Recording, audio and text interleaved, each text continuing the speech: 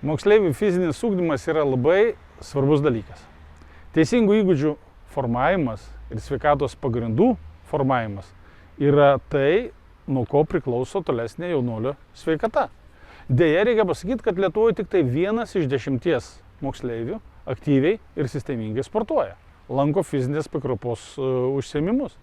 Be abejo, yra gerai, kad vaikai užsiima ir kitais dalykais, menu, technologijom, kompiuteriniais įvairiais dalykais, viskas tvarkoja. Tačiau fizinis lavinimas ir fizinis aktyvumas iš tikrųjų turi būti privalomas ir be sporto tai yra praktiškai neįmanoma. Kaip Lietuvos moksleivių krepšinio lygos prezidentas galiu pasakyti, kad sportuojančio jaunimo komandinėse sporto šakose, tokiuose kaip krepšinis, futbolas, rankinis, iš tikrųjų nedaugėja. Mes pralošiam, sakysim, mūsų jaunimą kitiem dalykam ir nebūtinai geriem.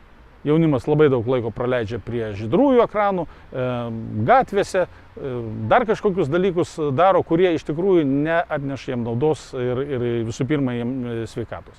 Ir valstybės finansavimo atsilikimas šitoje vietoje irgi aiškiai matosi. Neformalaus vaikų švietimo krepšelio suma, kuri šiai dienai yra 25 €, yra gerokai per maža. Praktiškai neįmanoma lankyti ne vieno fizinės pakraipos būrelio, neprimokant papildomai iš tėvų kišenės. Tų 25 € dėja neužtenka. Kitas dalykas, trūksta sporto infrastruktūros, ypač didesniuosiuose miestuose. Jeigu, tarkim, mano gimtajam Kauno rajone dar mes sutelpame, tai didesniuosiuose miestuose iš tikrųjų yra didelė problema. Todėl reikėtų ir vystyti šitą sporto infrastruktūrą, pritaikyti daugiau darželių, daugiau mokyklų su salėmis vaikų ir jaunimo sportavimui.